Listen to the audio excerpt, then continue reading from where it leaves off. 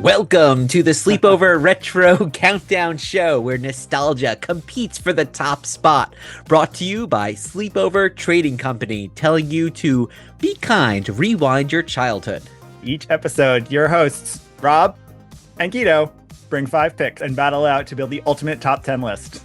So grab those boo buckets, hit the rewind, hit that rewind button, and join us for another round of the Sleepover Retro Countdown Show. On this episode, battling for the top 10 horror movies that imprinted on us. How personal. Imprinted, what does that even mean? No. What are our rules? Well, today's rules are 1, whatever we consider a horror movie. So whatever genres are irrelevant, it's up to us. And number 2, these are not necessarily favorites. These are the movies that imprinted on us, meaning we have thought about them the most over the years. Yes, for at least as of today, because then there's probably so many other ones. It is likely an evolving, fluid list, but we'll do our best to battle it out for the top 10. Well, and who is first up to the battlefield today? Let's do age before beauty, so I'll go first. Sounds good.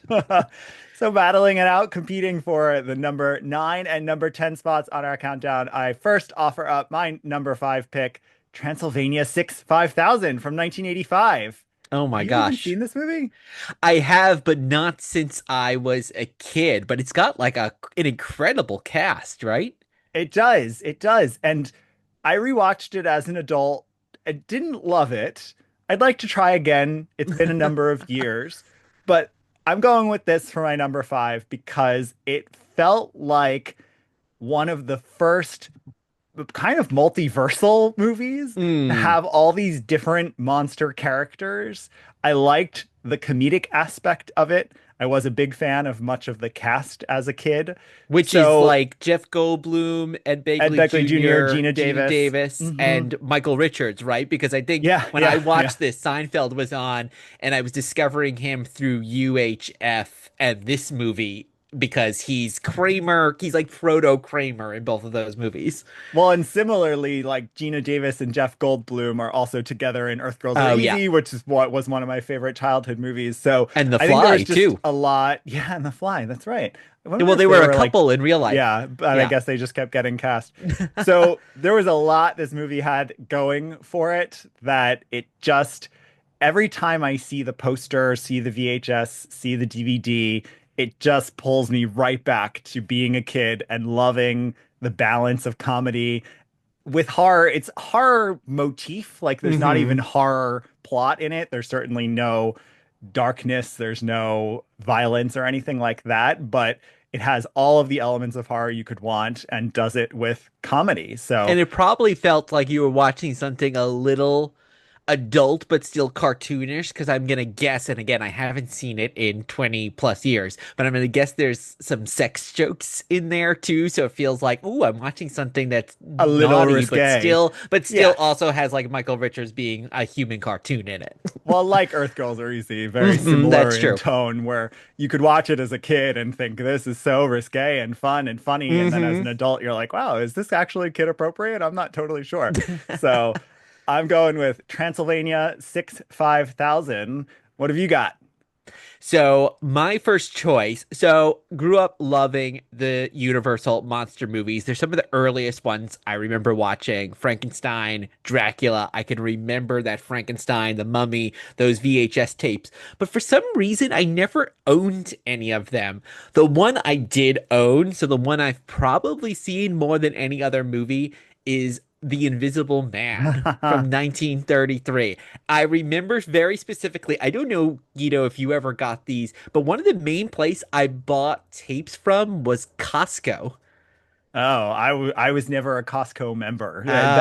It felt like that was a little later into my life. I don't know if that's my being older than you or just where I grew up, but that was never a They would part. just have these big tubs of tapes, and I remember getting The Invisible Man there and then just watching that all the time. And it wasn't until years later, knowing that it had a gay director and this very gay camp sensibility, but that's also probably why I liked it as a kid, because it is funny as well as having those horror elements.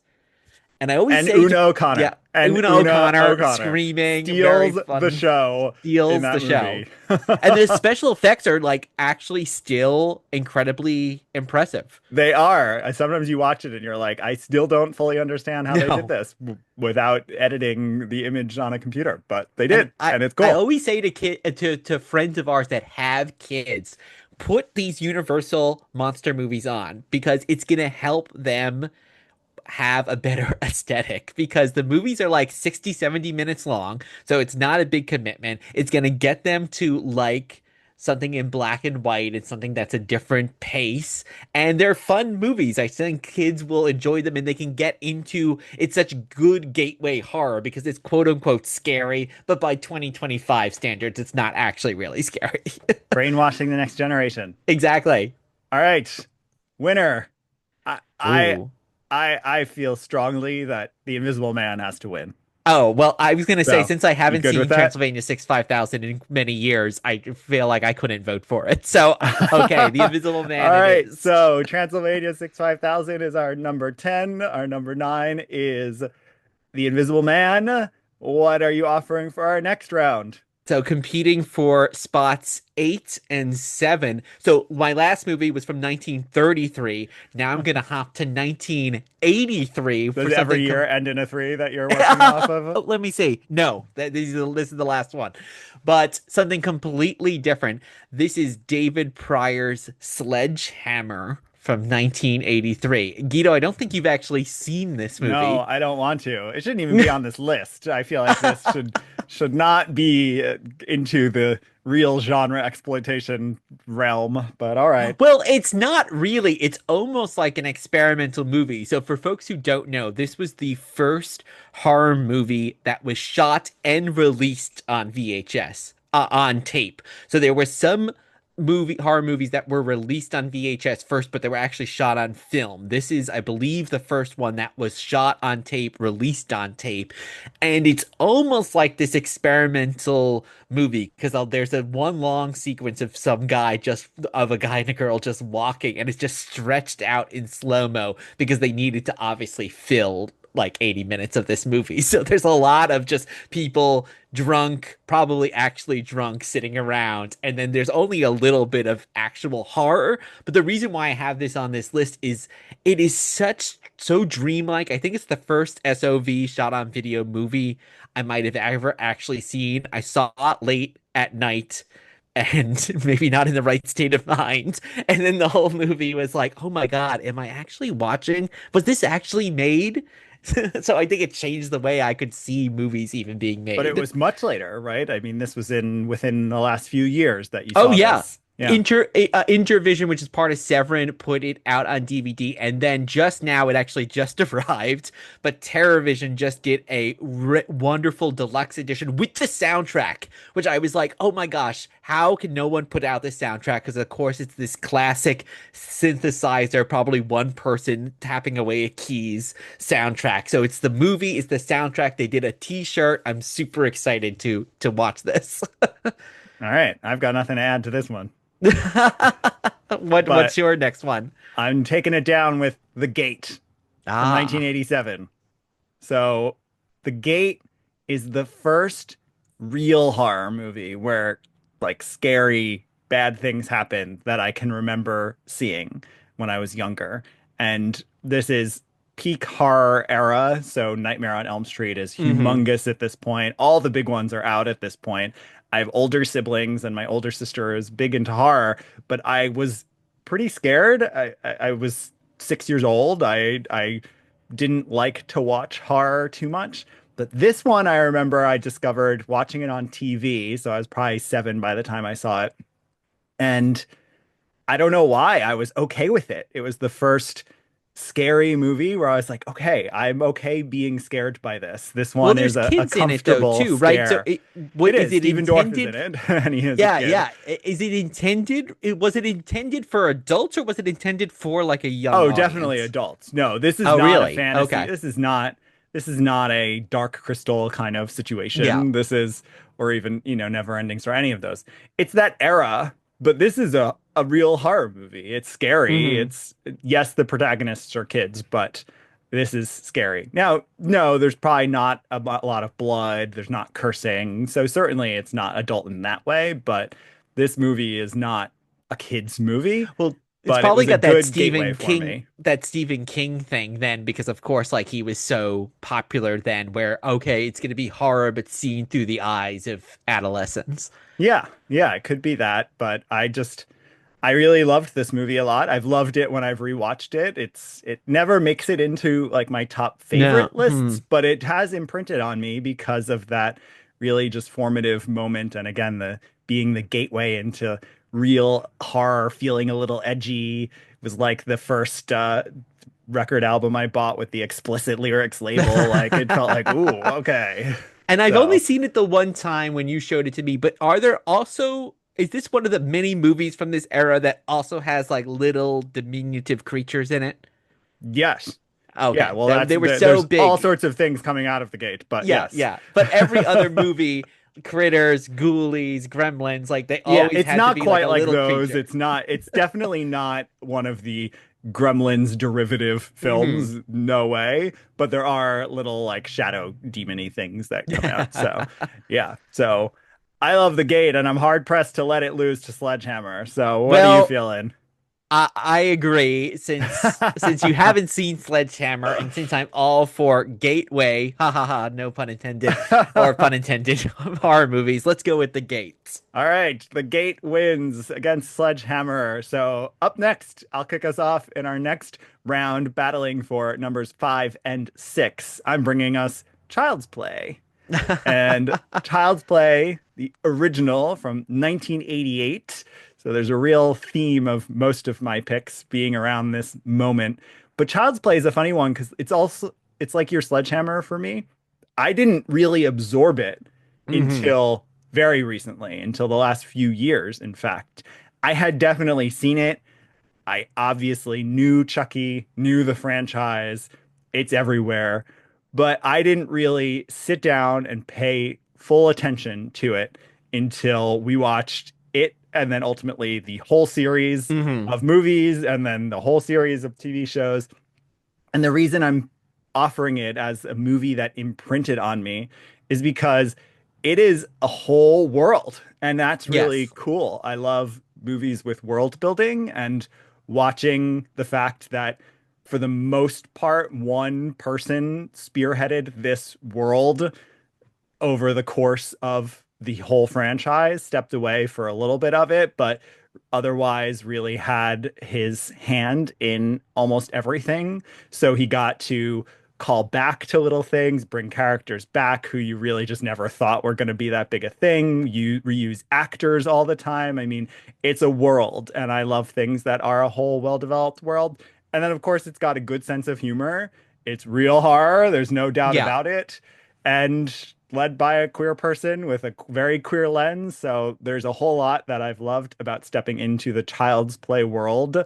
So this one is an imprinting on me for sure. And Yeah, I don't know the first time I saw this movie. I can't remember if I watched it in high school, but I was watching a lot of these formative movies. I don't remember it in the same way that I remember the first time seeing Nightmare on Elm Street or Friday the 13th.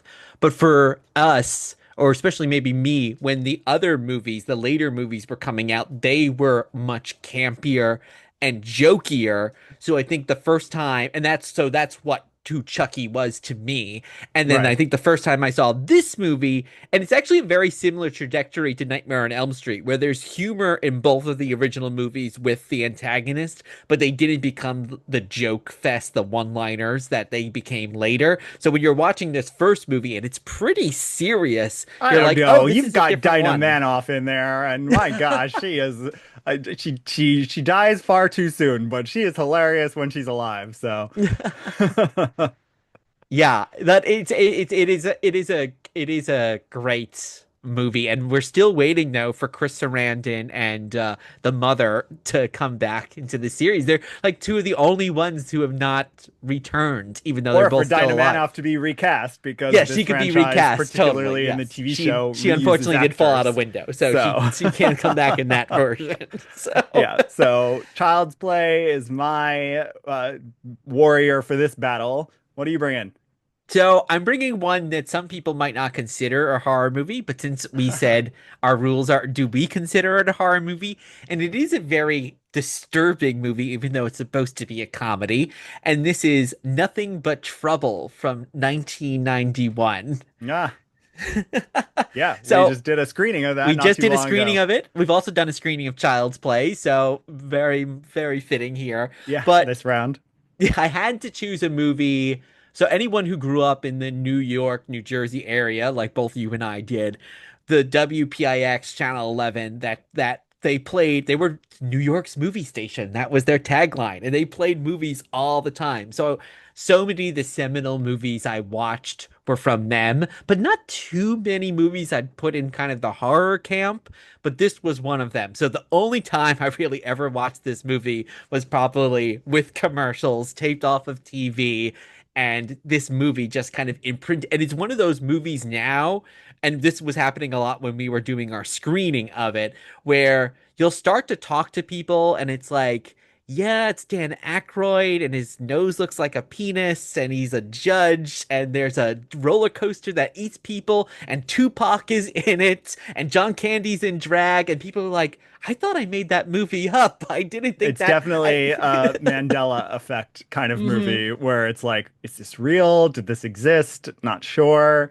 So I But it did agree. exist. I've not seen it since actually that was one screening I couldn't make that we were hosting. So I've not actually seen this probably in the 35 years since it came out. So Yeah. I remember it existing, but I don't think had we not explored it as a screening possibility, I don't think I would have ever been able to recall it either. It And it's just got very lost. similar to especially Texas Chainsaw Massacre 2 because it a lot is this family, but they do have, even though it's supposed to be a comedy, they do have a room full of the bones of the people that they've killed. And there's these two deformed, and you kind of get the assumption that they're like inbred kids that are living outside, or however old they are, who are living outside, Bobo and Little Devil, who are these big deformed. It's funny they're because they mostly interact with Demi Moore, and they kind of look like the post-substance kind of That creatures. is true. I never thought And about that, but that yeah, is it's true. it's very disturbing. And if you've the only movie ever directed by Dan Aykroyd. He co-wrote it, he stars in it in two roles and directed it. And if you've ever heard interviews with Dan Aykroyd, like he's a true believer in a lot of this stuff. Like all the Ghostbuster stuff and UFOs, like he really truly believes in all of this. And you can see like this is one of those effects like those like the blank check movies. Like what if you just gave a director who was probably or a star who was at like the peak of his powers, like do whatever you want to do and we have no oversight. And if it's someone like Dan Aykroyd, this is the movie you're gonna get. So, round three, I'm finding it hard to let Nothing But Trouble beat Child's Play. I do have to agree. I think All right. we have to go with Child's Play there. All right. That wraps up round three. On to round two. So for movies 3 and 4, I'm gonna go with Creepshow from 1982. Okay. Where do you stand on this movie, Guido? Because I don't know if has it a movie that we've watched together. Yes, we did. It's fine. I have no problem with it. I saw it both as a kid and then as an adult, so it's been around my orbit, unlike some things like Child's Play, as I mentioned. I like parts of it, but I don't love any of it enough to ever say that it's a movie that I love. So I think it works well as an anthology movie, which we're both big fans of anthology movies. Obviously, the comic book interstitials are very cool Hmm. looking, but other than that, I don't have a lot to say about it. So why is this something that you consider having imprinted on you? I think it's the rewatchability. I think Mm. sometimes with horror movies, especially, it's best to watch them every few years. And this is a movie I once famously remember watching this twice in one day because I watched it with my roommates and then our other friend came over and she had never seen it. It was like, okay, putting on Creepshow again.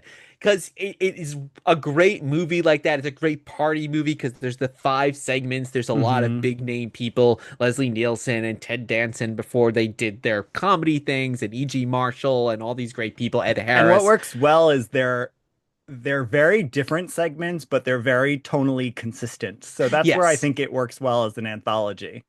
Sometimes I think with anthology, you have two sets of anthology movies. You have something like this, where they're all written and directed by the same person. So Stephen King himself actually wrote the screenplay, George Romero directed it. And then you have movies like the VHS movies, where they're all done by different people. And those can be fun because you get different perspectives. But sometimes with those movies, you don't get the tone, like the tone can shift too Hmm. wildly. I think with one director sometimes you can get like a sameness to it, but I think this movie, as you just said, like the tone is perfect, and because there's like a creature feature like without like an ape man, and then there's a zombie, and then there's like a human villain with like this like a killer, like I think it varies enough that it doesn't seem like, oh, it's just the same thing over and over again. Yeah, I agree. I think it's balanced, works well that way. So good choice, but I'm bringing the queen for this one. So my round two competitor, Elvira, Mistress of the Dark, in her 1988 first feature film. And this is the moment I fell in love with Elvira. And here we are almost 40 years later, and that love has not waned in the least. This was my entry to her, probably. She was around in commercials and advertisements, as we know, and hosting MTV. But this is the perfect time for me to have discovered this movie. I couldn't believe I was allowed to watch this movie. I Hmm. remember not even getting a lot of the jokes and asking my older neighbor who would tell me things that I really should not have known and tell me the wrong information. But it is so great. And it was perhaps even one of my formative moments with camp, which I'm a Yes. huge Yeah. fan of. And so that's why this not only has imprinted on me because of my love and appreciation of Elvira, but really getting what camp is at that moment, understanding how someone can pull off humor and parody, but also be doing something sincere and straightforward. And I love that sweet spot that things hit. And this is a great example that hits that. You can watch it on face value and really enjoy it. And then you can also dig a little deeper, scratch the surface, and see what she's doing to parody B movies and to Hmm. parody a lot of 80s movies and tropes of films at the time, the music montage. I mean, everything is in here. And she's just hilarious and amazing. And she is the queen. When Yeah, did you to first see this?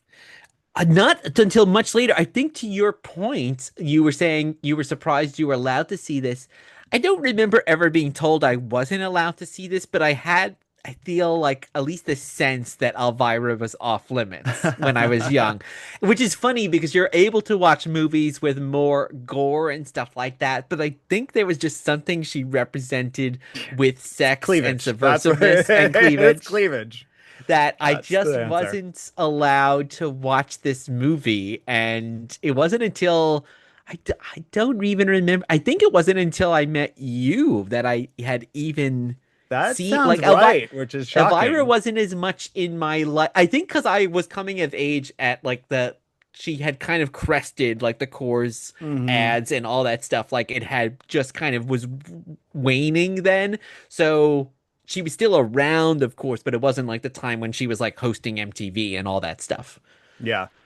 Well, yet It's funny too. again, It's funny too, though. I just wanted to point out before we choose our winner that the Gate, Child's Play, and Elvira, like all three of those choices, all prominently have like kids in them for you.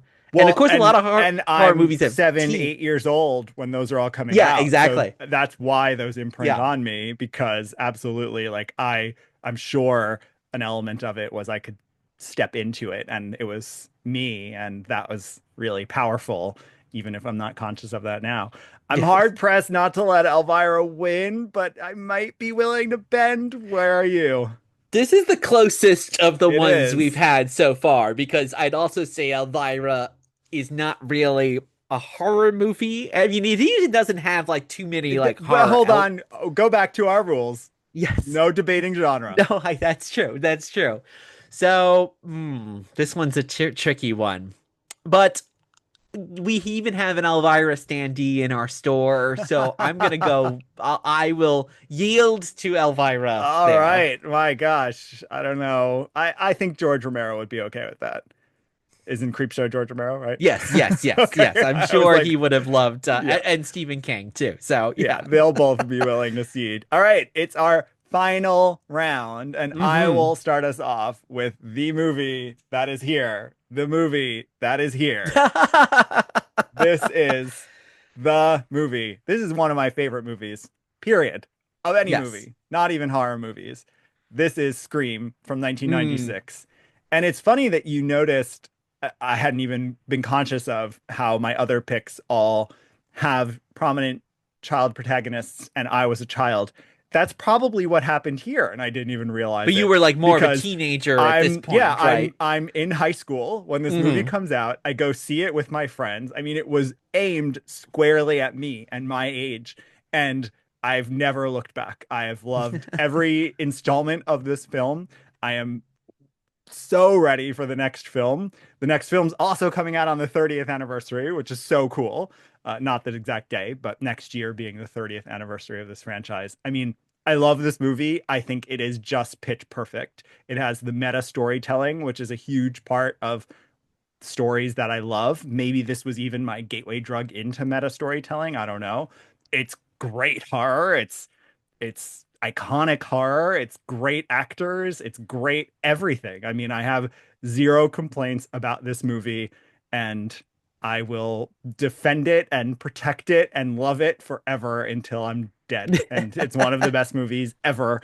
And if anyone doesn't like horror movies, I think this is the right movie to make you question that because it has so much going on for it. So this And is did you see this in the theaters when it first came out total, in yes, with 96? my Yeah. friends, right? Like Yeah. again, that's why it was aimed right at me because I was probably in ninth grade, freshman in high school, and me and my friends went to see this, and then we went to see every Yeah. sequel, and we went to see every teen slasher that there was. But I this is the one where it was like, okay, this is something else. I can't stop thinking about it. I can't stop wanting to follow every part of it, every sequel, every actor. I fell in love with mhm. Courtney Cox and Nev Campbell and all everyone who was in this. I then followed on to other things, and then of course once the sequels come and you get Sarah Michelle Gellar or Parker Posey or these people, I'm like, oh gosh, this is Yeah, I don't think I everything. was able to watch it until it came out on VHS. I do think I saw it probably in 96 or maybe like the next year. There was two movies that came out. Actually, I think they might have even come out the same weekend. I could be wrong about that. It was Scream and Beavis and Butthead Do America. And neither one I was allowed to see, but at the same time I remember kids. I remember like having to do a school project of people like doing a poster and it was like what movies are you most anticipating, and those were like the number one and number two, and I was like I can't see either of those, but I did see it when it came out. And there's something also I think about seeing it at that age, and I don't think this would happen maybe with kids who are seeing it, teenagers who are seeing it today, but there is that time when like your parents then go out and you are home and the phone rings after you see this movie. And it's like the same thing that, yeah, I think you got probably when you're watching The Ring for the first time and like you're renting a VHS tape. There's well, the something, it's like ring this could feel like it happens. Well, The Ring is supernatural, and I Yes, that's a don't big have difference. any supernatural fears, really. Yeah, This me too. movie, talk about imprinting. This movie, to this day, I will think about this movie whenever I find myself in a situation where I could be killed and someone is nearby. And Hmm. to this day, I mean, you probably don't even notice, but when I if I have to run downstairs to like get something after we're upstairs and all the lights downstairs are off, I dash back up the stairs because in my mind that is a Scream murder moment. You're upstairs, I go downstairs, I get killed without you knowing, you come Well, one downstairs and thing discover that my sets body. this So movie like apart, yeah, one thing that sets this movie apart in that way, unlike say like a Friday the 13th where you're in the woods, is a lot of the murders happen with other people very close by. yeah, Like that's Rose why it's so McGowan, scary. you know, she gets killed in the garage. Everyone else is partying like a few feet away, and Yeah, there's or a Drew Barrymore and her believability to that. parents at the Yeah. beginning set the whole Hmm. template. I mean, Yeah. that's why this is terrifying, is because it can happen at any point, anywhere, like, and it doesn't matter how close someone is. Even then in the sequel, Jada Pinkett in the movie Yes, theater, that's a like good it's example. just Yeah. the it's incredible, and that's why it's imprinted on me forever. But you really brought the big guns to this battle. So, what are you bringing as your number one? So my number one for here is also the movie. If you probably asked me what would be my favorite movie of all time, I would probably also say this one. It's probably unchanged since I was in high school, and that is Alfred Hitchcock's Psycho from 1960. And I Well, know this kind of you're works for thinking that too. that too, that too. Yeah, I mean there are a lot of similarities between those two movies That's in many true. Even if ways. you take the Janet Leigh shift, not Hmm. Janet Leigh. Yeah, Janet Yeah, Leigh. Janet Leigh That and Drew that she Barrymore. Yeah, dies. Yeah. That's and true. a kind of a queer angle to one having a queer gay screenwriter, one having a gay actor, Hmm. and yeah, and this murder mystery kind of element to both of the movies. But I think it's just a perfect movie. I think from Mm. everything in terms of the acting, you know, a lot of the Hitchcock movies except for like the James Stewart performances. Like if you watch them today, the acting often does feel dated, but Anthony Perkins in this Mm. movie does Yeah. not. Like he feels No. so current, and there's almost this interesting conflict between the way his acting style is and the way like Janet Leigh's acting style is in the famous parlor scene in this movie. Hmm. Well, because And he yeah, has so much going on underneath, yes, that's the big and difference. it's not that the other actors of this era didn't, but there are just these moments where and Hitch knows what he's doing and just sits the camera on him, and he's just there are so many layers to the performance. Probably too, I think it has to do with the moment it came out being 1960.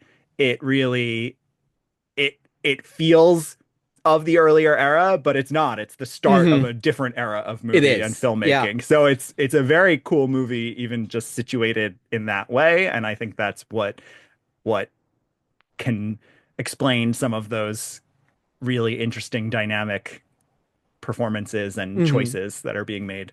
And I love too a lot of I think it influenced going back to like Imprinted. I think there's a lot of horror movies I love, like some of the Ty West movies like House of the Devil, where like nothing much happens for the first half of the movie and then kind of everything explodes. And you can see so much of the template in here where you're watching that first part, but really before she gets to the motel. And like it's just she's being stalked by the police officer and she's changing the car, but you're all the time Right. saying like this is tense, but it's like not much Right. is really No, the tension happening. is about stealing money. Like it Yeah, doesn't feel stealing like a money, and horror then movie yet at that then point. they're just Yeah. sitting and having conversations at the motel, and then like the murder happens, and then we go back to like not much happening again, like people talking until like Arbogast gets murdered at the movie, and then obviously like the end of the film. So I think it's just so perfectly structured in that way. And I think like it's the ultimate movie that if you're teaching a film studies class or just want to show someone like this is how movies are made, like this movie, maybe Jaws, like there's a couple of handful of movies, like just put that on and like that's worth like 4 years of college basically watching these movies. I agree. And for that reason, I cede. While Scream is the most important movie to me, I will cede to Psycho as our number one spot. Well, So, it's interesting too. I think like of all the movies we mentioned, and obviously Psycho, it's 1960, so some things have changed. But I'll also say, Like those are the two scariest movies I think we have on this list. That is true. That is very true. While The Gate scared me as a kid, I don't think it still would be. Sledgehammer probably is less scary and more gory, tense, child's play. Yeah. So you're right. I think we did end with the most horrifying of the films. Which I guess at the end of the day with horror is what you want, right? Like Yes. you want that scariness, but you also So still want it just to removed enough. Like it's not like we're talking about like martyrs or funny no, games or safe something. Like scary. you You still want want safe safe scary. scare. Totally. Exactly. So we have our top 10. Give us a recap. Okay, so coming at a number 10, Transylvania 65,000. Number 9, The Invisible Man. Number 8, Sledgehammer. 7, The Gate. 6, Nothing But Trouble. Number 5, Child's Play. Number 4, Creepshow. Number 3, Elvira, Mistress of the Dark. And in number 2 spot, it's Scream. And our number 1 spot, Alfred Hitchcock's Psycho. What a lineup. It is analog glory from start to finish. Yes. Well, that wraps up another round of the Sleepover Retro Countdown Show brought to you by Sleepover Trading Company. We are actually now a flesh and blood, or not flesh and blood, brick and mortar store inside the We've historic... always been flesh and blood. Yes, that's true. Where AI come to life. Exactly. Well, we're located inside the historic community theater in Catskill, and you can follow us online at Sleepover Trading and at sleepovertrading.com. Come visit the new shop, flip through the Video Visions shelves, relive the days when Friday nights came with late fees. Be kind. Rewind your childhood.